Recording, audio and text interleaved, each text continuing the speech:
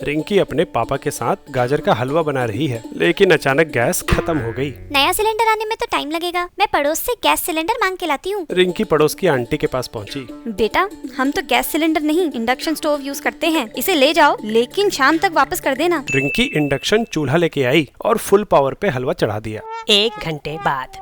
काफी टाइम हो गया, ये गर्म क्यों नहीं हो रहा? पापा ने इंडक्शन चूल्हा छू के देखा। अरे ये इंडक्शन चूल्हा तो गर्म ही नहीं हुआ, लगता है ये खराब है। इंडक्शन चूल्हा तो ठीक है, लेकिन बर्तन नहीं। बर्तन में क्या दिक्कत है? हाँ, जब ये बर्तन गैस पे काम कर रहा है तो इंडक्शन पे क्यों नहीं? ये बर्तन तांबे यानी कॉपर का है, जो नॉन मैग्नेटिक होता है। इंडक्शन कुकर केवल मैग्नेटिक मटेरियल जैसे आयरन या स्टील से बने बर्तनों पे काम करता है। अरे मैग्नेट मेरी समझ नहीं आता। ये चूल्हा गर्म कैसे करता है ये बताओ। इलेक्ट्रोमैग्नेटिक इंडक्शन से समझाता हूँ। घरों में एसी करंट आता है जो लगातार अपनी डायरेक्शन बदलता रहता है। इसी वजह से मैग्नेटिक फील्ड भी लगातार अपना मैग्नीट्यूड और डायरेक्शन बदलती रहती है। अब क्या हो हम अगर इस चेंजिंग फील्ड के पास एक कंडक्टर रख दें। ये तो मैंने पढ़ा है। फैराडे लॉ के हिसाब से चेंजिंग मैग्नेटिक फील्ड कंडक्टर में करंट पैदा करेगी। हाँ, बर्तन में भी करंट पैदा होता है, लेकिन एक लूप में नहीं बल्कि कई सारे लूप्स में। एक कंडक्टर में लूप्स में फ्लो करने वाले ऐसे करंट्स को एडी करंट बोलते हैं। जब ये करंट बर्तन में फ्लो करता है तो बर्तन के रेजिस्टेंस की वजह से हीट जनरेट होती है और बर्तन गर्म होता है। अच्छा, तो कॉपर का रेजिस्टेंस आयरन या स्टील से कम होता है, इसीलिए हीट कम जनरेट हो रही है। आंसर थोड़ा कॉम्प्लिकेटेड है। अगर कॉपर और आयरन के लूप्स में सेम मैग्नेटिक फ्लक्स चेंज हो तो दोनों में सेम ईएमएफ पैदा होगा और कॉपर का रेजिस्टेंस कम होने की वजह से उसमें करंट ज्यादा होना चाहिए। लेकिन इंडक्शन कुकर और बर्तन के केस में मैग्नेटिक फ्लक्स पहले से फिक्स नहीं होता।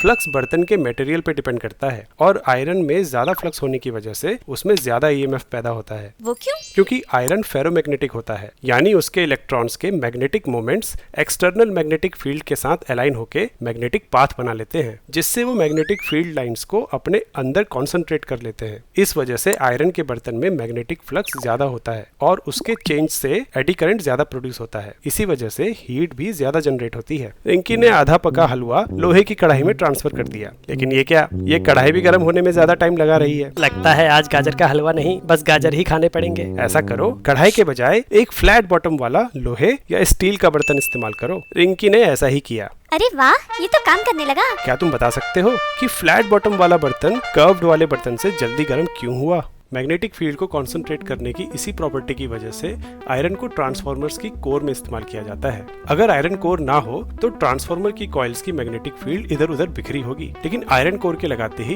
ये पूरी की पूरी फील्ड इस कोर के थ्रू फ्लो करने लगती है। लेकिन अब तो इस कोर में बहुत ज्यादा एडी करंट फ्लो होने चाहिए। तुम्हें क्या लगता है ट्रांसफार्मर की कोर में एडी करंट्स को कम करने के लिए क्या किया जाता है?